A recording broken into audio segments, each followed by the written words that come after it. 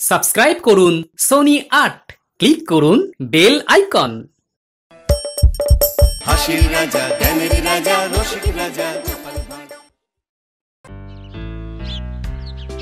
মহারাজ, এবার ফসলের অবস্থা কিন্তু খুব ভালো, সকলেই খুব খুশি, খেয়ে পড়ে থাকবে। এই যে ভালো ফসল হলো তার পিছনে আমার অবদান কিন্তু সবচাইতে বেশি, তাই আমার মাসোহারাটা যদি একটু বাড়িয়ে দেন তো ভালো হয়। মহারাজ, চাষবাস করার জন্য কিছুটা বুদ্ধি তো চাই মহারাজ।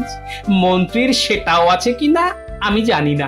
মহারাজ, আমি তো চাষই করি, আপনি সেটা দেখতেও পান। এত বড় একটা রাজ্য চালাতে মাথায় চাষ করতে হয় না? মহারাজ, মন্ত্রীর মাথায় ওই গোলাপ চাষ খুব ভালো হবে মহারাজ। দেখলেন দেখলেন মহারাজ, গোপালের সঙ্গে আমার যতই শত্রুতা থাকুক, সেই গোপাল পর্যন্ত বলল আমার মাথায় গোলাপ চাষ ভালো হবে। মন্ত্রী মশাই বোধহয় জানেন না যে গোলাপ চাষে গোবর সার কাজ দেয় সবচাইতে বেশি।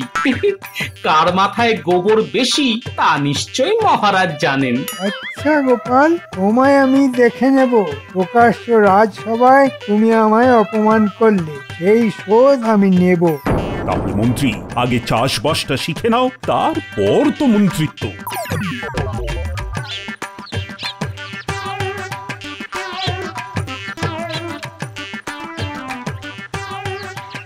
আমার এই সামান্য জমি একটু কলমি শাক চাষ করেছি, বেশ ভালো ফলন হয়েছে। থেকে খানিকটা গোপাল দাদাকে দিয়ে আসি গিয়ে।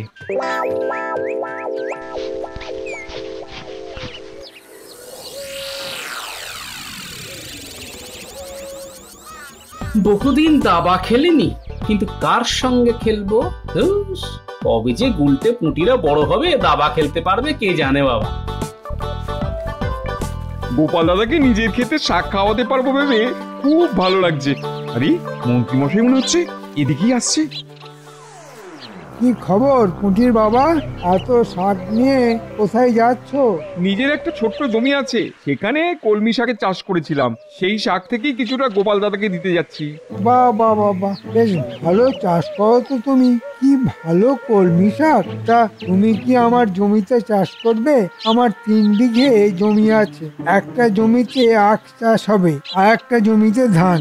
দেখো পুঁটির বাবা, অর্ধেক ভাগকেও যদি তোমার না পোষায় তবে আমি অন্য লোক খুঁজবো। না না, আপনার মতন উদার জমির মালিক আমি কখনো দেখিনি। আমি আপনার শর্তে রাজি।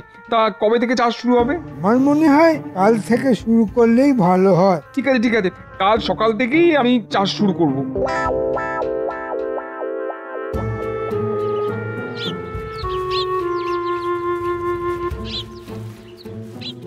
আরে এসো এসো এসো পুটির বাবা, সঙ্গে করে কি এনেছো? আগে আমার এক টুকরো জলা জমি আছে, তুমি তো জানো, সেখানকার কলমি শাক আজ তুলেছি, আর তার থেকে খানিকটা তোমাকে দিয়ে গেলাম গোপাল দাদা। তা বেশ করেছো বেশ করেছো, বেশ জমি আজ খাবো বুঝলে। তা হবে নাকি এক হাত দাবা? হ্যাঁ হ্যাঁ, হবে হবে। তবে তার আগে একটা কথা বলিনি, রাস্তায় মন্ত্রী মশাইয়ের সঙ্গে দেখা হয়েছিল, তিনি বললেন তার জমিতে চাষ করতে। আমার হাতে এখন কোনো কাজ নেই, তাই রাজি হয়ে গেলাম। ঠিক করেছি তো? হাতে যখন কোনো কাজ নেই তখন যা করবে সেটাই ঠিক। তবে মন্ত্রীকে তো আমি চিনি, একটু সাবধানে দরদাম করে নিও কেমন?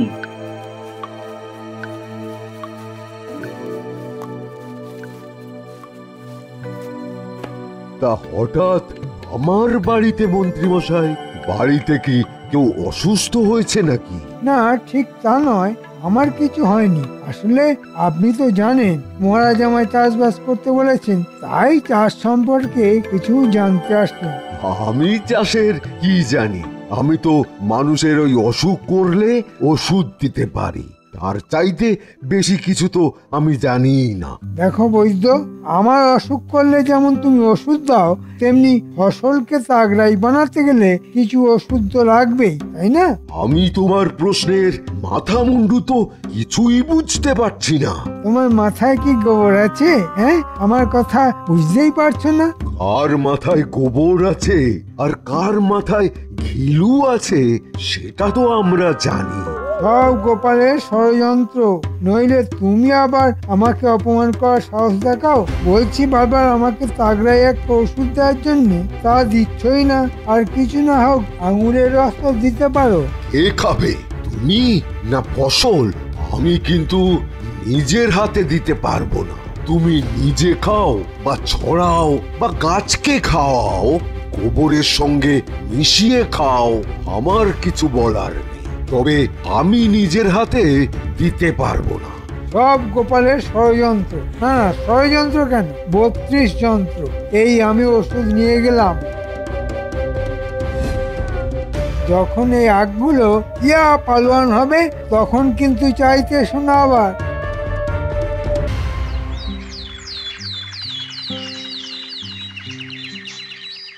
মন্ত্রী, শুনলাম তুমি নাকি চাষবাস করছো। বাহ বাহ বাহ, শুনে তো খুব খুশি হলাম। হ্যাঁ মহারাজ, চাষের মধ্যে যে এত আনন্দ তা আগে জানতাম না। বাহ, গোবরে তাহলে পদ্ম ফুল ফুটছে। মহারাজ, গোপালের অপমান কিন্তু রোজ বাড়ছে। আপনি একটা বিহিত করুন। গোপাল, কথায় কথায় মন্ত্রীকে এভাবে অপমান করাটা কিন্তু ঠিক নয়। মহারাজ, এই ব্যাপারে আমি একটা কথা বলতে পারি? হ্যাঁ হ্যাঁ, নিশ্চয়ই পারো। বলো বলো, তোমার প্রশ্নটা কি? মন্ত্রী মশাই চাষবাসের ব্যাপারে এতটাই পণ্ডিত, তিনি কাল আমার কাছে এসেছিলেন ওই মহাদ্রাক্ষারিষ্ট নিতে। তা এতে এমন কি অপরাধ আছে তা তো বুঝতে পারলাম না বৈদ্যমশাই। মন্ত্রী চাষবাস করছে, তার তো গায়ে বল বাড়াতে হবে। মহারাজ, মন্ত্রী মশাই এইসব বলবর্ধক ওষুধ নিজের জন্য নিচ্ছেন না।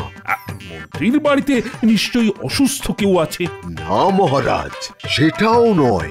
মন্ত্রী তার জমিতে ফলন বাড়ানোর জন্য মাটির সঙ্গে এই সব ওষুধ মেশাচ্ছেন। একেবারে অভিজ্ঞ চাষির মতোই চাষে পণ্ডিত হয়ে গেছেন আমাদের মন্ত্রী মশাই। গোপাল, এতে তোমার এত হাসি পাওয়ার কোনো কারণ নেই। তোমার মতো সবাই হাতি নয় যে একাই সব খেয়ে ফেলবে। মাটিকেও কিছু দিতে হয় মহারাজ। তাই আমি ঠিক করেছি ফলের আগে মাটিকে দ্রাক্ষারিষ্ট আর সারিবাদী সালসা খাওয়াবো। এটা কি অপরাধ?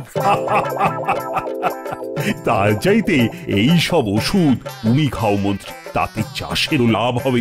মাটির খাদ্য তালিকায় রাজবৈদ্যের তো বলবর্ধক ওষুধ নেই। তুমি মাটির জন্য অন্য খাবার সংগ্রহ করো, কাজে লাগবে।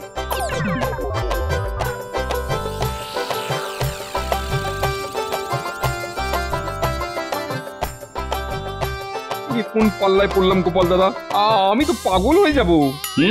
কাজটা হাতে নেওয়ার আগে তো আমার সঙ্গে পরামর্শ করনি।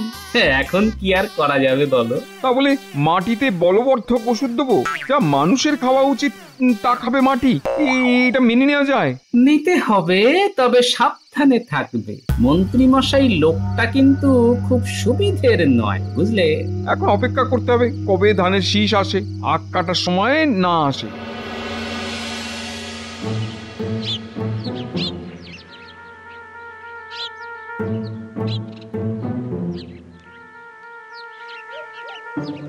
দেখো দেখো, কি তাগড়াই আঁখ, আর ওদিকে ধান ফলেছে। আর তোমাদের গোপাল আমাকে চাষি বলে মানতেই চায় না। তুমি বলো পুঁটির বাবা, কত পরিশ্রম করেছি এই চাষ করার জন্যে, নইলে এই ফলন হতো? না না, তা হতো না। ভাগ্যিস আপনি এই সময়টা ঘুমিয়ে কাটিয়ে দিলেন, নইলে কি যে হতো কে জানে। আপনি মাঝে মধ্যে এখানে না আসলে ফলন আরো ভালো হতো। এবার তো ভাগাভাগিটা সেরে নিতে হবে, তাই না? হ্যাঁ, সেটার খুব দরকার। দেখো, তোমার সঙ্গে আমার যে সম্পর্ক, তাতে আমি খুশি হয়ে তোমাকে আখের ডগার দিকগুলি দিলাম। দেখো আমি কত দয়ালু, ডগার ভাগ তোমাকেই ছেড়ে দিলাম। কেমন, খুশি তো? আগে মন্ত্রীমশাই, আপনি সত্যিই খুব দয়ালু। নিজে খারাপ দিকটা নিয়ে আমায় ভালো দিকটা দিলেন। তাহলে ধানের ভাগ কি করে হবে? কেন, আখের ক্ষেত্রে যা হয়েছিল ঠিক তার উল্টোটা হবে। আমি নেব ডগার দিক আর তুমি নেবে গোড়ার দিক। কি ভালো হলো না? ঠিকই বলেছেন। আমি কেন সবসময় ডগার দিক নেবো? ধানের ক্ষেত্রে আপনি ডগার দিকটা নিন, তাহলে আমাদের মধ্যে আর কোনো গোল বাঁধবার সম্ভাবনা নেই।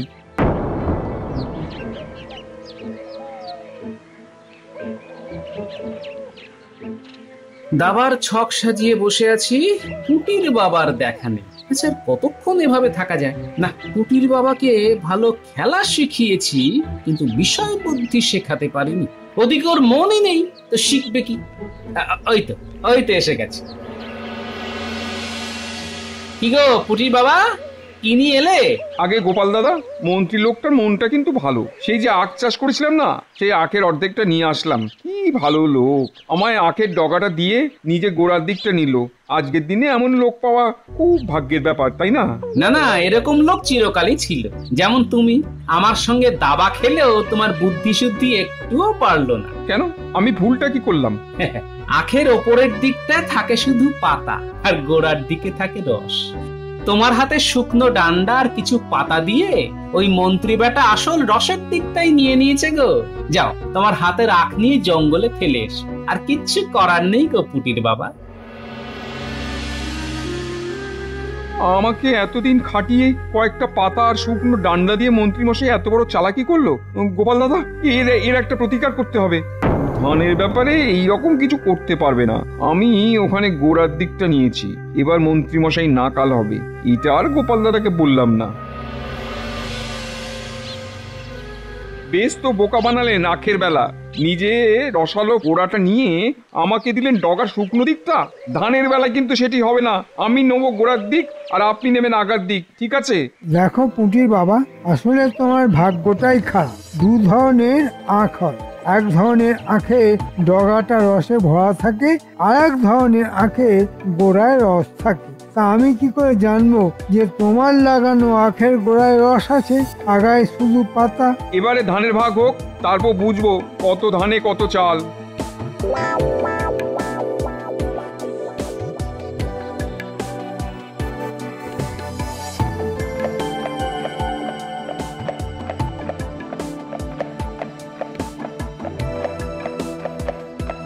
আজ পুটির বাবা ধানের ভাগ নিয়ে আসবে, দেখি মন্ত্রী ওকে কতটা ঠকায়। তারপর তো আমি আছি। এমন একটা বুদ্ধি ঠিক বেরিয়ে যাবে যখন মন্ত্রী আর পালিয়ে বাঁচবেন। এই বলতে না বলতে পুটির বাবা হাজির। তাও পুটির বাবা, ধান ভাগ হলো? আগে মন্ত্রী মশাইকে দিয়েছি মুখের মতন জবাব। একেবারে গোড়ার দিকে ধান সব নিয়ে এসেছি গোপাল দাদা। মন্ত্রী কেঁদে কুল পাবে না। ঠিক যা ভেবেছিলাম তাই হয়েছে। পুটির বাবা, তুমি পেয়েছো খড়ের দিকটা, আর মন্ত্রী পেয়েছে ধানের শীষের দিকটা, যে শীষ থেকে ধান হয়। আর তুমি পেয়েছো সেদিকটা যা গরু ছাড়া আর কেউ খায় না। এইভাবে মন্ত্রী আমাকে ঠকিয়ে দিল। এত দিনের পরিশ্রম আমার জলে গেল। কত কষ্ট করে এই ফসল আমি ফলিয়েছি। জলে কিছুই যায়নি পুটির বাবা, আমার উপর আস্থা রাখো। একদিন না একদিন এমন একটা বুদ্ধি বার করব যে মন্ত্রী একেবারে কেঁদে কুল পাবে না। হ্যাঁ,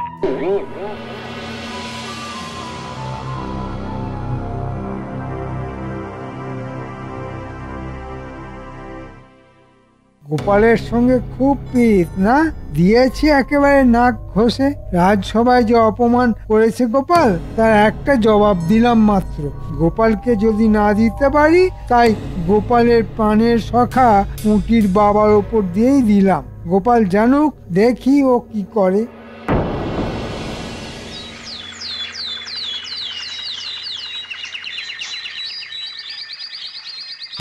গিন্নি, গিন্নি, ও গিন্নি, আরে দেখো তোমার জন্য কি এনেছি। একেবারে গাছ থেকে পাড়া টাটকা কুমড়ো। আজ জমিয়ে কুমড়োর ঘন্ট খাবো। ভালো করে রাঁধো তো। এটা কি কুমড়ো না ঘোড়ার ডিম? একেবারে ডাঁটি দিয়ে পোকা বেরোচ্ছে। তোমার কি চোখ নেই, দেখতে পাও না? কি বলছো গিন্নি? দোকানে যে বললো আজই চাল থেকে পেড়ে এনেছি। হ্যাঁ, কুমড়ো তো চাল থেকে পারবে গো, তাল গাছ থেকে তো নয়। হ্যাঁ গো, কুমড়োটা দেখেও চিনতে পারলে না কার সঙ্গে মিল আছে? কার সঙ্গে গো? ঘোড়ার ডিমের সঙ্গে গো। ঘোড়ার ডিম? কি বললে? ঘোড়ার ডিমের সঙ্গে? আচ্ছা গিন্নি, যা একটা বুদ্ধি দিলে না, এবার আমি দেখে নেব মন্ত্রীকে। ঘোড়ার ডিম দেখাবে নাকি? এই দেখাও, সংসারটা গোল্লায় যাক। ছি, ছি ছি গোপাল, আমার মন্ত্রীর এরকম আচরণ আমি আমি কখনোই সহ্য করব না। এইভাবে পুটির বাবাকে ঠকিয়ে দিল মন্ত্রী। আমার রাজ্যে সবাই সমান, সে মন্ত্রী বলে আমি তাকে অপরাধের পরও রেহাই দেব, তা তো হতে পারে না গোপাল। মহারাজ, কেউ ঠেকে শেখে, কেউ দেখে। মন্ত্রীকে শায়েস্তা করার জন্য ওকে এমন শাস্তি দিতে হবে যাতে সে কোনোদিনও ভুলতে না পারে।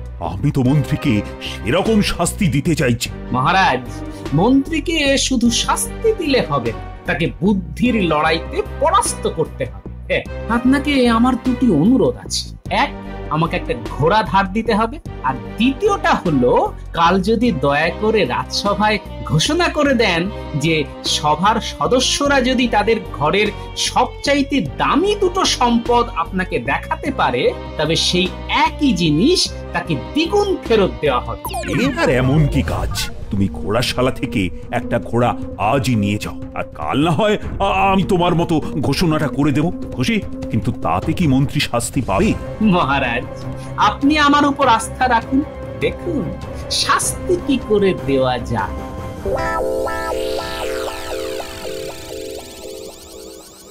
সাদা রং এনেছিস গুলটে? হ্যাঁ, নিয়ে এসেছি, এই দেখ না। দাদু কি বলে গেছে শুনেছিস তো?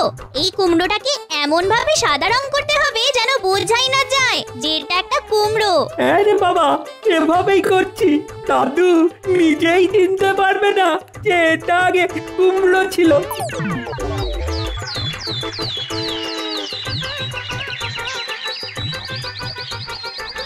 মন্ত্রী মশাই, ও মন্ত্রী মশাই, আরে বাইরে আসুন, দেখুন কেমন ঘোড়াটা কিনলাম। মন্ত্রী গোপাল মশাই, ঘোড়ায় চড়ে এসেছে, মানে গোপাল ঘোড়া কিনেছে? অবাক কাণ্ড! এত মোহর ও পেলো কোথা থেকে?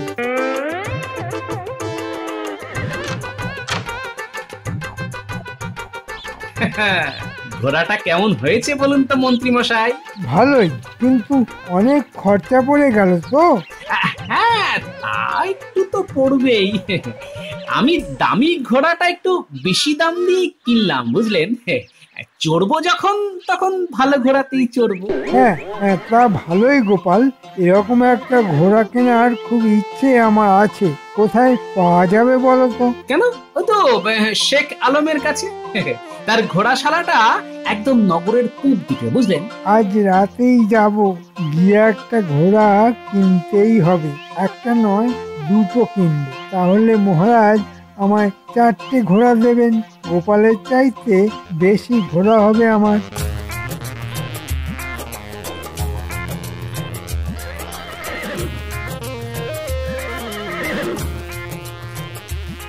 আরে ভাই গোপাল, তুমি আমার দোকানে ঘোড়া কিনবে? ভাই, তোমার ঘোড়াই মহারাজের সবচাইতে পছন্দের। আজ আমার একটা উপকার করতে হবে ভাই। আমাদের মন্ত্রী আজ তোমার কাছে আসবে ঘোড়া কিনতে, কিন্তু মন্ত্রীর তেমন মোহর নেই। মন্ত্রীকে একটু বেকুব বানাও, তুমি লুকিয়ে থাকো। এই আমি দাড়ি আর জব্বা পরে শেখ আলম হলাম, আর এই কোণে আমি একটা জিনিস রাখলাম। আরে ঠিক আছে ঠিক আছে, তুমি মন্ত্রীর সঙ্গে যত খুশি মজা করো, আমিও দেখে মজা পাবো। এই দেখো আমার ছদ্মবেশ। মন্ত্রী চিনতে পারবে না তো? আরে মন্ত্রী তো কোন ছাড়, তোমার বিবিও তোমাকে চিনতে পারবে না।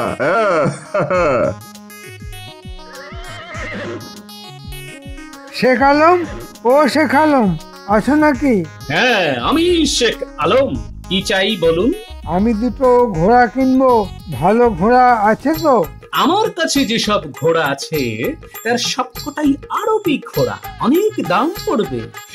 এই ধরুন, এক একটা ঘোড়া 5,000 সোনার মোহর। এত মোহর তো আমার কাছে নেই।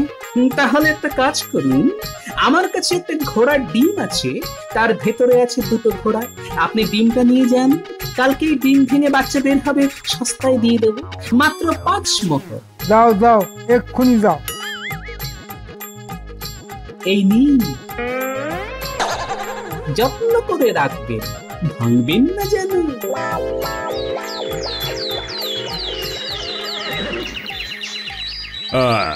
আমার ঘোষণা মতো আজ সবাইকে তার সেরা সম্পদ আনতে বলা হয়েছিল, তা সবাই কি এনেছে? আগে হ্যাঁ মহারাজ, আমি এনেছি। গোপাল, তুমি এনেছো? নিশ্চয়ই মহারাজ, আমার ঘোড়া বাইরে আছে, আপনি দেখে আসতে পারেন। মন্ত্রী, তুমি আগে তোমার সম্পদ দেখাও। আমি তোমার আনা জিনিসটা দেখতে খুব উৎসাহিত বোধ করছি। এই যে মহারাজ, আমি একটা ঘোড়ার ডিম নিয়ে এসেছি। এর মধ্যে দুটো ঘোড়া আছে, আজই ওরা ডিম ফুটে বার হবে। একটু অপেক্ষা করুন, দেখতে পাবেন। এবার আমাকে 4টে ঘোড়া কিন্তু দিতে হবে মহারাজ। নিশ্চয়ই নিশ্চয়ই, ঘোড়া যদি ডিম পারে তবে তোমাকে 4টে কেন, 400 ঘোড়া আমি দিতে পারি। গোপাল, মন্ত্রীর ঘোড়ার ডিমটা আমার হাতে দাও তো।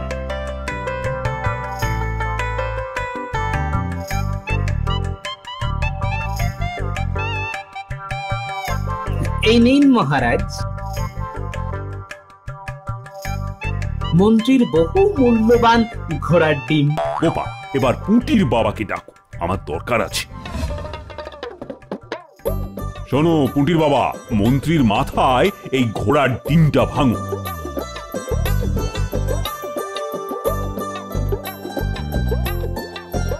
মহারাজ, এই ডিমের মধ্যে দুটো ঘোড়া আছে।